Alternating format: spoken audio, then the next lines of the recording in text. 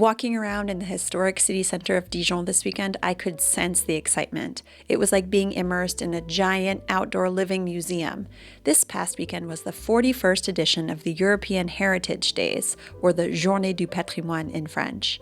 In Dijon, the city where I live, which is the capital of the region of Burgundy, France, there were over 70 sites that were open to the public, some of which are only rarely open to the public the rest of the year. So come along with me as we explore just a few of the amazing sites here in Dijon. I'm Susie, I'm American, and I've been living here in Dijon for over 15 years. And yet, honestly, in all of that time, there are still so many places that I've never had the chance to visit, and other places that I only ever rarely get the chance to see. On this channel, I talk about personal finance and life in France. This annual event, the European Heritage Days, is something that I have enjoyed on many other occasions, and I thought it would be really fun to bring you along this year. Over the years during this event, my family and I have had a chance to explore many sites around Dijon that are normally closed to the public. Depending on our level of organization, sometimes we just wind up wandering around downtown and sort of poking our heads into courtyards that are normally closed to the public just to get an idea of what's behind those big wooden doors. And other times when we're more organized, sometimes I make a reservation and we go and we visit some cool other more modern site. To give you a few examples, in the past we've visited the Palais de Justice, or the historic courthouse downtown, which had a line in front of it again this Saturday too. Interest is likely high since the building has just undergone extensive renovations. One year we went to the top of the Elitiste Tower, which is a local passively designed office building, and had an explanation about its construction and design by one of the architects of the firm that designed it. In 2018, we went to the logistics center of the tram to learn more about their maintenance and how they worked, and we all really enjoyed that visit as well. There are different types of formats for the visits, so for some places you need to make a reservation just to step foot in the door, and other places are open basically the whole weekend and you can just pop in anytime.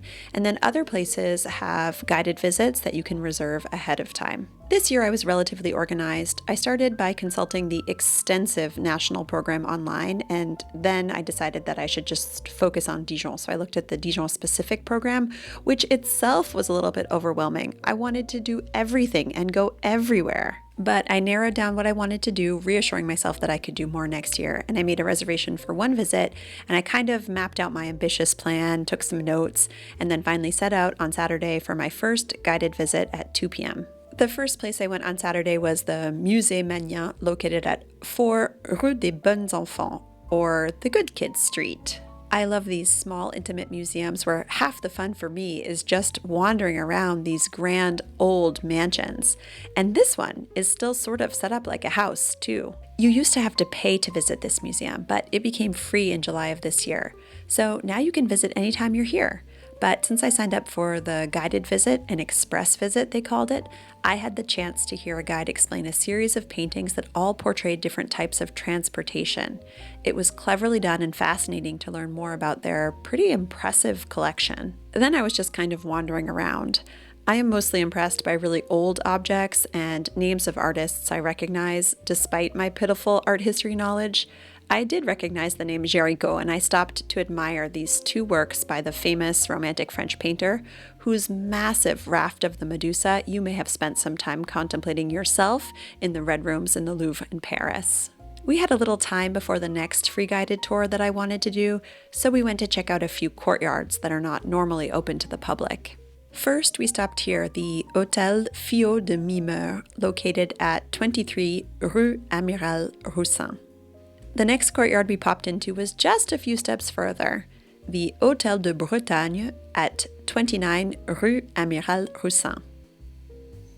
I walked in, turned around, and had this amazing view.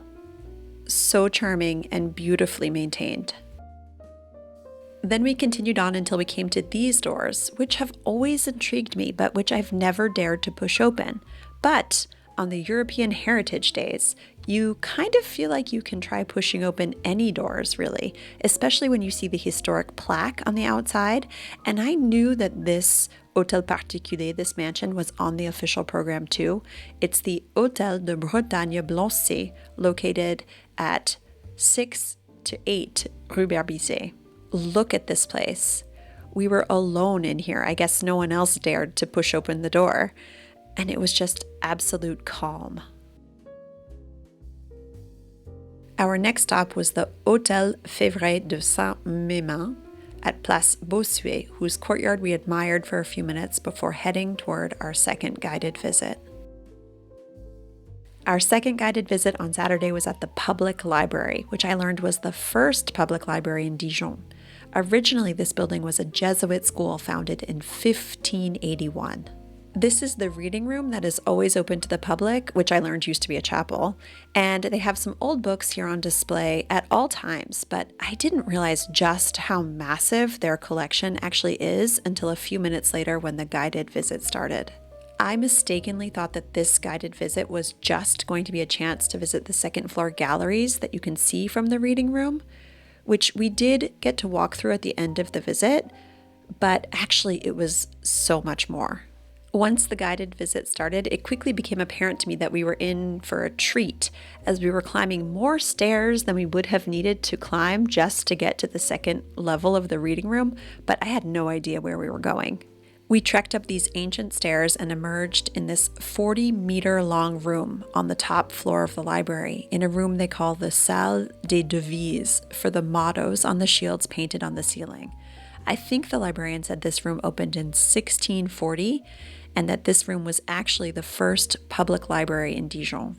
The librarian also told us that no one has studied these ceiling paintings in detail and mentioned that they'd be thrilled to have someone look into them in closer detail. In fact, this room is filled with books from people's private collections that they have donated over the centuries. And then the visit continued down these stairs. I'm not sure these shots capture the scale of these rooms. This room in particular had a super high ceiling and that old book smell. And the librarian mentioned that they had had some humidity issues in the past, but that the humidity is stabilized now. Here we are in the Globe room, and you'll see why it's called that in a moment. The librarian told us that the books in this massive room, whose covers are more faded, are older, versus the books whose covers are brighter shades of red, blue, and green, which are more recent. Then, continuing on, here are the globes the room is named after. First, this one, which was hand-drawn by a monk in 1740, which is about 2 meters in diameter and is one of the biggest in France. This globe was installed in the room first, and the windows were installed afterwards, so it's not going anywhere. It had a sister celestial globe, which was sadly lost at some point. The globe was covered in scientific information that was already 100 years old by the time it was drawn, because apparently the monk didn't have access to the most recent information about the scientific discoveries of that time. And finally, the cherry on the top of the incredible visit was that we finally got to walk through the galleries on the upper level of the reading room. That was the end of our Saturday afternoon visits, but there was still so much to see and do. So we squeezed in another visit on Sunday morning the next day of the departmental archives located at 8 Rue Janin. Again, for some reason, I wasn't expecting much, but we managed to join a guided visit and again got to go behind closed doors to learn so much more. The archivist started the visit by showing us this, which is the oldest document they have, which is from the year 836. And then he spent a while showing us this incredibly detailed atlas from the Abbey of Citeaux, drawn over the course of 50 years from 1680 to 1730. They have a digitized version of this document on their website if you want to check it out, and they also sell a miniature reproduction if you're interested in learning more. These parchment scrolls are from the 14th and 15th century, and they are just incredible, and look how many they have! Here they have a mold of one of the Dukes of Burgundy's skulls. It was John the Fearless, who was murdered with an axe to the skull in 1419 during the 100 Years' War. And right next to it, there were also court reporter sketches from 1546 on display. And then I got to see what I came for, which was the room where Mozart gave a concert in 1766. In fact, he gave his concert right here in front of this fireplace. I don't think I've ever had to pay for any of the visits that I've done during the European Heritage Days. I think they've all been free, but I do think that some of the sites that participate may charge admission, so that might be something that you want to look into as you're organizing visits for yourself in the future. After such an amazing experience again this year, I am already excited for next year's edition of the European Heritage Days. No matter where I happen to be on the 20th and the 21st of September 2025, I will make sure that I find something cool to visit. And even if I'm just here at home in Dijon, I know that there's something cool and new and amazing for me to visit. It's just incredible. Another September weekend, another amazing event here in Dijon. Last weekend had us riding our bikes with 5,000 other participants through some of the sites in Dijon as well. Actually, through some of the buildings and sites in Dijon, like the hospital and the soccer stadium.